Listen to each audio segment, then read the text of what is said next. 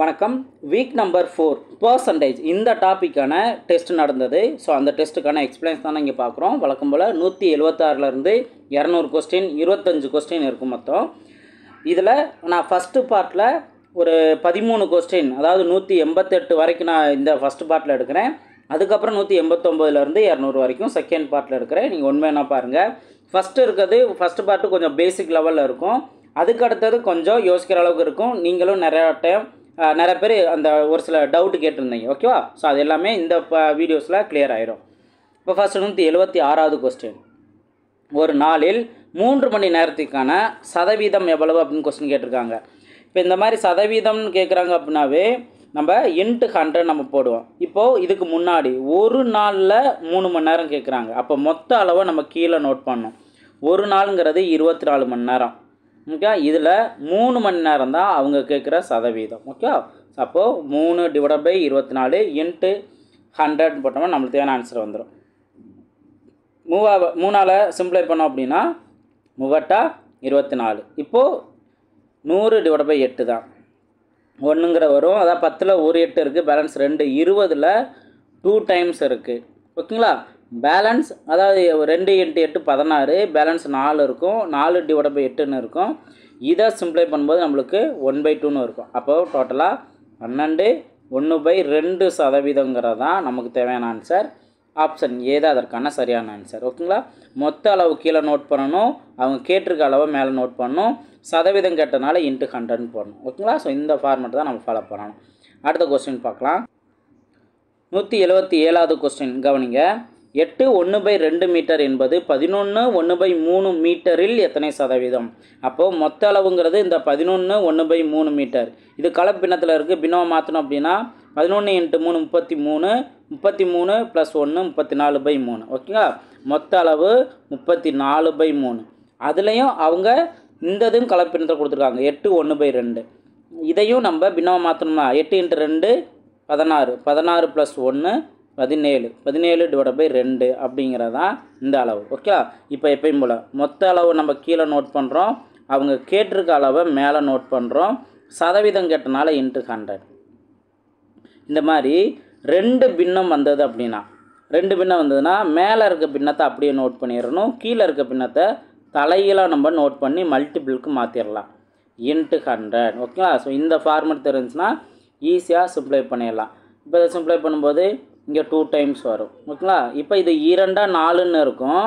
4 இந்த 100ஆல் அடிச்சு கொடுத்தோம் அப்படின்னா 25 × 4 தான் 4 தான் 100. ஓகேவா? இப்போ 3 × 25 75.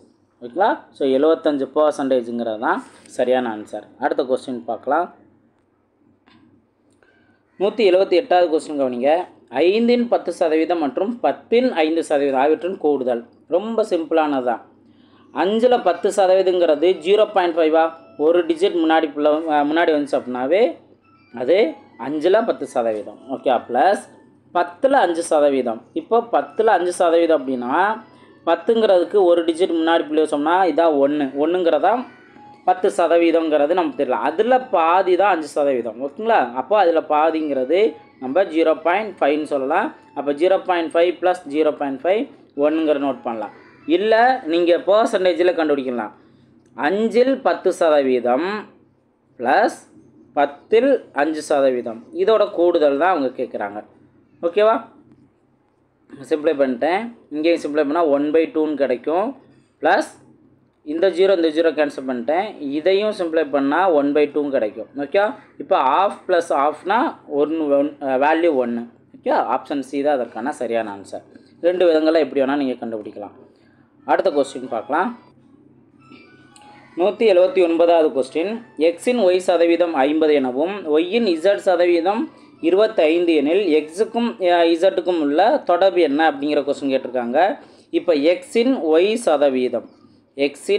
சதவீதம் அவங்க என்னன்னு சொல்லிட்டாங்க, 50ன்னு சொல்லிட்டாங்க.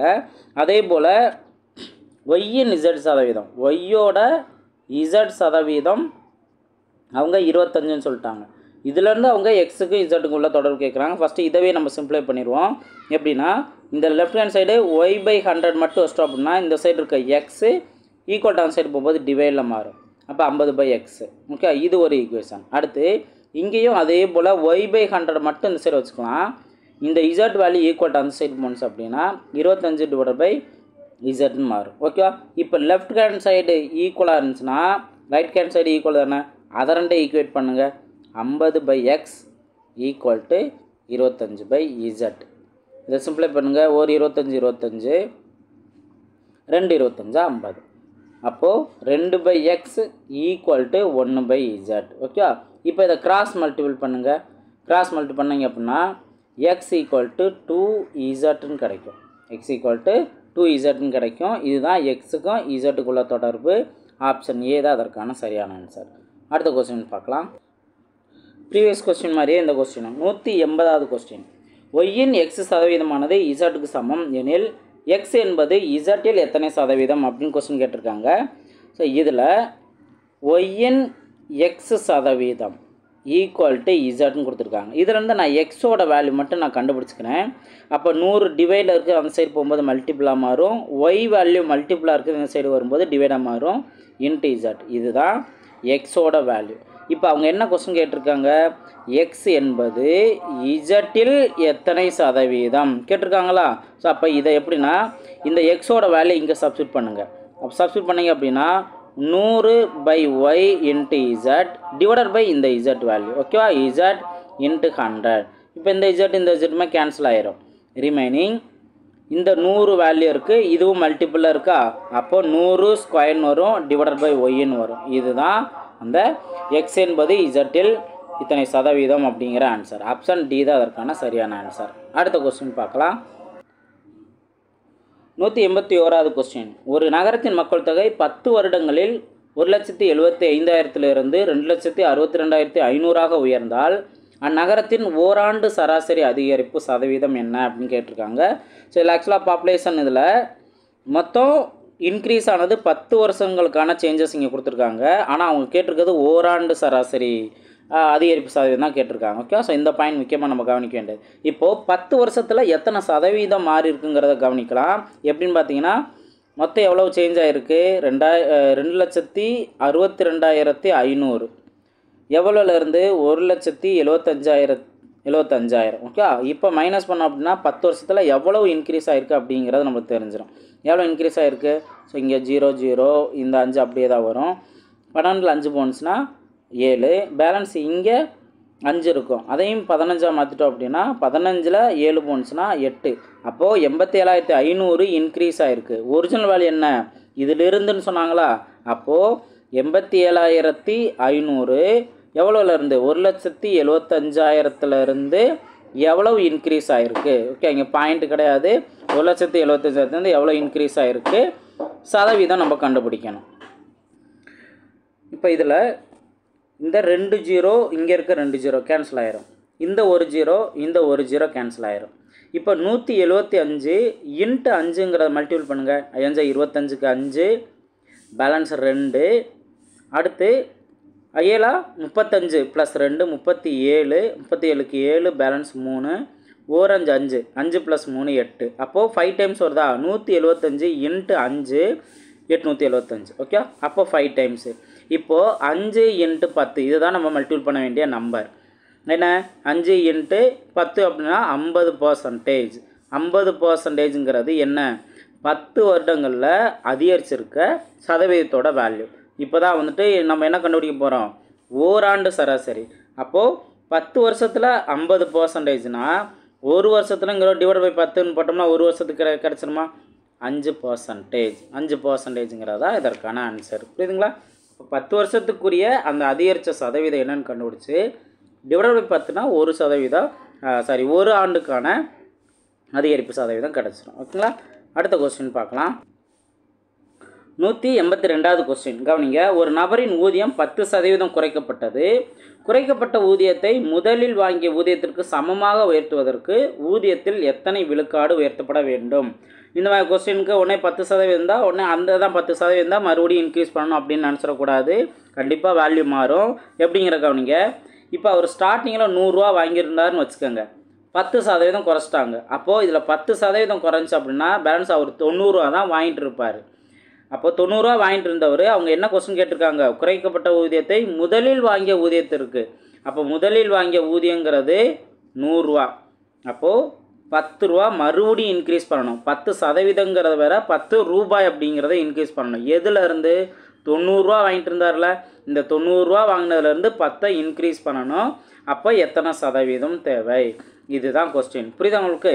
அப்போது 90 ரூபா இப்போ அந்த 10% குறைச்சதுனால அவர் 90 ரூபா தான் வாங்கிட்டு இருப்பார். மறுபடியும் என்ன, அவருக்கு அந்த 10 ரூபாயே இன்க்ரீஸ் பண்ணணும். 90 ரூபாயிலிருந்து அந்த 10 ரூபா எக்ஸ்ட்ரா கிடைக்கிறதுக்கு எத்தனை சதவீதம் தேவை அப்படிங்கிறதான் நம்ம கண்டுபிடிக்கணும். இன்ட்டு 100. இப்போ இதை சிம்பிளை பண்ணுங்கள். இந்த 0 இந்த 0 கேன்சல் ஆயிரும். சரி, இப்போது 100 டிவைடட் பை 9. இங்கே 10ல் ஒரு 9 இருக்குது, பேலன்ஸ் 1. மறுபடியும் 10ங்கிறம்போது 1, மறுபடியும் 1 இருக்கும். அப்போ 1/9. 11 1/9% தான் இன்க்ரீஸ் பண்ணணும். அப்போ 100 ரூபா வாங்கினதுலேருந்து 10% குறைச்சிட்டாங்க. அதனால அவர் 90 ரூபா தான் வாங்கிட்டு இருந்தார். மறுபடியும் அவர் 90 ரூபாயிலேருந்து 11 1/9% உயர்த்தினா தான் அவர் மறுபடியும் 100 ரூபாய் வாங்குவார். இருக்குங்களா? புரியுதுங்களா? ஸோ இந்த மாதிரி கொஸ்டின்லாம் நீங்கள் அசால்ட்டாக ஒருவேளை ஆப்ஷன் டியில் 10% இருந்தது அப்படின்னா உடனே இதுதான் மறுபடியும் இன்க்ரீஸ் பண்ணணும் அப்படின்னு நினச்சி இதை சூஸ் பண்ணிடக்கூடாது. ஓகே, ஆப்ஷன் ஏ தான் அதற்கான சரியான ஆன்சர். அடுத்த கொஸ்டின் பார்க்கலாம். 183வது கொஸ்டின். ஏயின் ஊதியம் பியின் ஊதியத்தை விட 20% குறைவாக இருந்தால் பியின் ஊதியம் ஏயின் ஊதியத்தை விட எவ்வளவு விழுக்காடு அதிகம் அப்படிங்கிற கொஸ்டின் கேட்டிருக்காங்க. ஸோ இதில் நீங்கள் மறுபடியும் இதே மாதிரி யோசித்தீங்க அப்படின்னா, ஏயின் ஊதியம் பியின் ஊதியத்தை விட 20 குறைவாக இருந்துச்சுன்னா அப்போ அந்த 20 தானே எக்ஸ்ட்ரா இருக்குது அப்படின்னு நினச்சிடக்கூடாது. இப்போ கவனிங்க, அவர் இப்போ எத்தனை சதவீதம் குறைஞ்சிருக்கோ அது மேலே நோட் பண்ணிடலாம். அடுத்து டிவைடில் பார்த்தீங்க அப்படின்னா இந்த 20% குறைஞ்சிருக்கு அப்படின்னா 100லேருந்து அந்த குறைஞ்சதை இங்கே மைனஸ் பண்ணிடணும். அப்போ 100லேருந்து குறைஞ்சது அப்படின்னா 80ங்கிறது வரும். இன்ட்டு 100. இதுதான் நீங்கள் இந்த மாதிரி மெத்தட் ப்ராப்ளத்துக்கு நீங்கள் ஃபாலோ பண்ண வேண்டியது. அதாவது R divide by 100 minus r. இங்கே குறைவு அப்படின்னு வந்தால் மைனஸ் ஆர் யூஸ் பண்ணணும், அதிகம் அப்படின்னா ப்ளஸ் ஆர் இன்ட்டு 100%. இந்த ஃபார்மெட் நீங்கள் கரெக்டாக ஃபாலோ பண்ணிங்கன்னா கன்ஃபியூஷன் இல்லாமல் ஆன்சர் கண்டுபிடிச்சிடலாம். இப்போ இதில் சிம்பிளை பண்ணுங்கள். இங்கே 4ன்னு வரும். 1 4 25 இன்ட்டு 4 100. அப்போது 25% அப்படிங்கிறதான் இதற்கான சரியான ஆன்சர். Option C. அடுத்த கொஸ்டின் பார்க்கலாம். 184வது கொஸ்டின். தங்கத்தின் விலை திங்கட்கிழமை 20% அதிகரிக்கிறது, செவ்வாய்க்கிழமை 20% குறைகிறது எனில் செவ்வாய் என்று தங்கத்தின் விலை வாரத்தின் தொடக்க விலையை விட குறைவான சதவீதம் அல்லது அதிகமான சதவீதம் எவ்வளவு அப்படின்னு கொஸ்டின் கேட்டிருக்காங்க. ஸோ இந்த மாதிரி மெத்தடில் நான் என்ன சொல்லியிருக்கேன், ஒரே அளவில் அதிகரித்து ஒரே அளவில் குறைஞ்சது அப்படின்னா எப்பயுமே டிக்ரீஸ் தான், எப்பயுமே குறைவு தான். இப்போ எவ்வளவு குறைவு அப்படின்னா இங்கே 20% தானே, 20% இன்ட்டு 20%ங்கிறது தானே இருக்குது. இந்த 0 இந்த 0 கேன்சல் பண்ணிடுங்க. மீதி இருக்க 2 இன்ட்டு 2 4% தான் குறைவு. இதுதான் அதற்கான ஷார்ட்கட்டு. வேறு எப்படி நீங்கள் யோசிக்க தேவையில்ல, ஒரே அளவாக இருந்தது அப்படின்னா. அடுத்த கொஸ்டின் பார்க்கலாம்.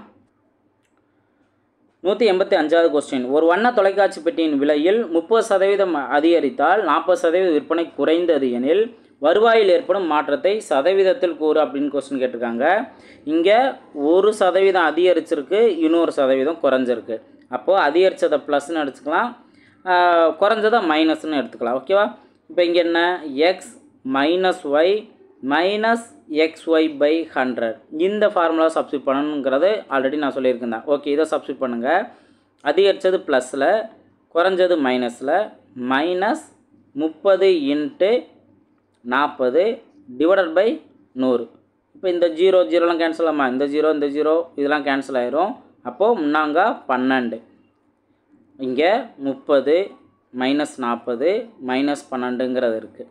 ஓகே, இப்போது 40ல் 30 போயிடுச்சு அப்படின்னா பேலன்ஸ் மைனஸ் 10, இங்கே மைனஸ் 12. அப்போ டோட்டலாக மைனஸ் 22. மைனஸ் வந்தால் குறைவுன்னு அர்த்தம். அப்போது 22% குறைஞ்சிருக்கு. அடுத்த கொஸ்டின் பார்க்கலாம். 186வது கொஸ்டின். ஒரு பின்னத்தின் தொகுதியானது 15% அதிகரிக்கப்பட்டு அதன் பகுதியானது 8% குறைக்கப்பட்டு வரும் பின்ன மதிப்பு 15/16 எனில் தொடக்க பின்னம் என்ன அப்படின்னு கொஸ்டின் கேட்டிருக்காங்க. ஸோ இந்த மாதிரி ஒரு பின்ன வேல்யூ ஸ்டார்டிங்கில் எக்ஸும் ஒய்ன்னு இருந்திருக்கு. இப்போ அதில் அடுத்து என்ன பண்ணுறாங்க, 15% எதில் அதிகரிக்கிறாங்க, தொகுதி. ஓகேவா? ஸோ அப்போது இங்கே நியூமரேட்டர் டினாமினேட்டரில் என்ன சேஞ்சஸ் அப்படிங்கிறத மென்ஷன் பண்ணியிருக்காங்க. நியூமரேட்டரில் 15% இன்க்ரீஸ் ஆகிருக்கு, டினாமினேட்டரில் 8% டிக்ரீஸ் ஆகிருக்கு. ஃபஸ்ட்டு ஸ்டார்டிங்கில் என்ன நம்பர் இருக்கோ ஒரு பின்னத்தில், இப்போ ஒரு 5/4 இருக்கலாம், 3, 8 இருந்தால் சம்திங் எது வேணால் இருக்கலாம், அந்த ஒரிஜினல் வேல்யூங்கிறது 100% இருக்கும். அதோடு சேர்த்து தான் அவங்க என்ன சொல்கிறாங்க, 15% இன்க்ரீஸ் ஆகிருக்குன்னு சொல்கிறாங்க. அப்போ 100 + 15 115. 115% ஆஃப் எக்ஸும் அடுத்ததில் ஒய் வேல்யூ ஸ்டார்டிங்கில் 100னே இருந்திருக்கு. ஓகேவா? அதில் வந்துட்டு என்ன பண்ணிட்டாங்க, 8% குறைச்சிட்டாங்க. அப்போ 8% குறைஞ்சி அப்படின்னா பேலன்ஸ் 92% தான். இந்த 92% ஆஃப் ஒய்யும் இது சேஞ்ச் பண்ண பின்னாடி மதிப்பு 15/16. ஓகேங்களா? இதில் வந்து ஒரிஜினல் வேல்யூவே கேட்குறாங்க, அவங்க x/ஒய்வே கேட்குறாங்க. அப்போ அந்த 15/16 இந்த வேல்யூலாம் அந்த சைடு வரும்போது தலையிலாக வரும், 92/115. ஓகே, இப்போ இங்கே 5ஆல் சிம்ப்ளை பண்ணுங்கள், 3ங்கிறது இருக்கும், இங்கே 23ன்னு இருக்கும். இந்த வேல்யூ சாரி 4ஆல் சிம்ப்ளை பண்ணுங்கள், 4 16, இங்கே 2 8, பேலன்ஸ் 1 12னா 12. அப்போ இந்த 23 கீழே இருக்க 23 கேன்சல் ஆயிரும், ஃபைனலாக 3/4ங்கிறதா இருக்கும்.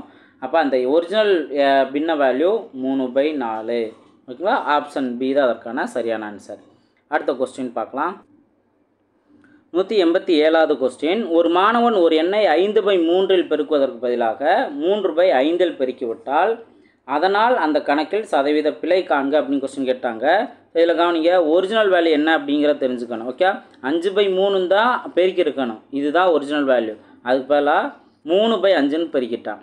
அப்போ இதில் எவ்வளோ மிஸ்டேக் நடந்திருக்கு அப்படிங்கிற ஃபஸ்ட்டு கவனிப்போம். எப்படி செக் பண்ணலாம், 5/3ங்கிறது ஒரிஜினல் வேல்யூ, 3/5 இங்கே மாற்றி, இது ரெண்டுக்குள்ள டிஃப்ரென்ஸ் என்ன அப்படிங்கிற பார்க்கணும். டிஃப்ரென்ஸாக எல்சிஎம் 15ன்னு எடுத்துருவோம். இங்கே அப்படியே கிராஸ் மல்டிபிள் பண்ணோம்னா 25 - 9, அப்போ 16/15 தான் அந்த மிஸ்டேக். Okay, mistake.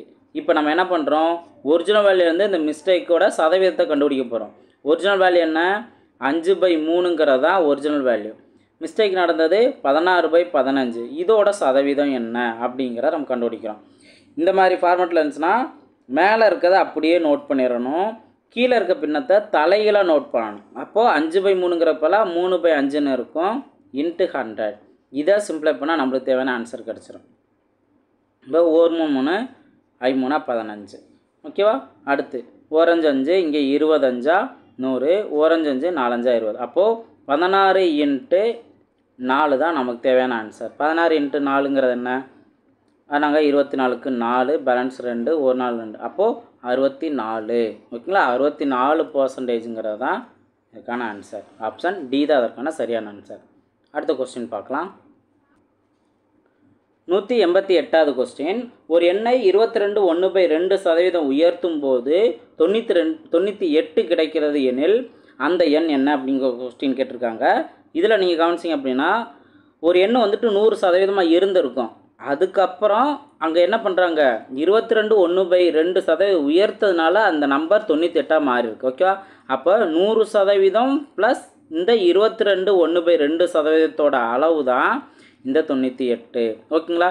அப்போ இதை எப்படி நீங்கள் ஆட் பண்ணலாம், இப்போ இந்த 22 1/2ங்கிறத 44 + 1 45, 45/2, அப்போ 100 + 42 45/2. இப்போ இது 245/2ன்னு இருக்கும். இந்த சதவீதத்தோட அளவு தான் இந்த 98.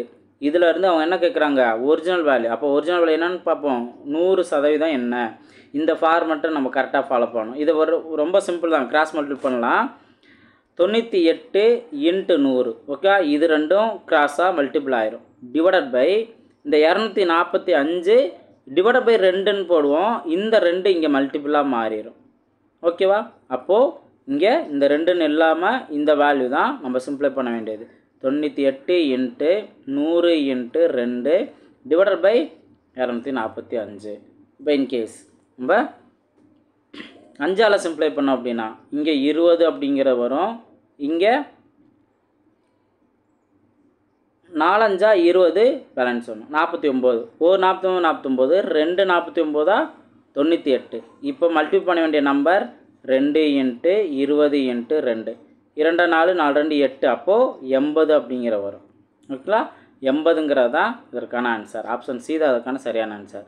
அப்போ இந்த பர்சன்டேஜை எந்த அளவுக்கு நீங்கள் ஃபாஸ்ட்டாக கண்டுபிடிக்கிறீங்களோ அந்த அளவுக்கு ஈஸியாக ஆன்சர் கண்டுபிடிச்சிடலாம். அடுத்த கொஸ்டின், இது 188 வரைக்கும் ஒரு பார்ட்டுன்னு நான் சொல்லியிருந்தேன். ஸோ அடுத்த பார்ட்டில் 189லேருந்து 200 வரைக்கும் பார்க்கலாம்.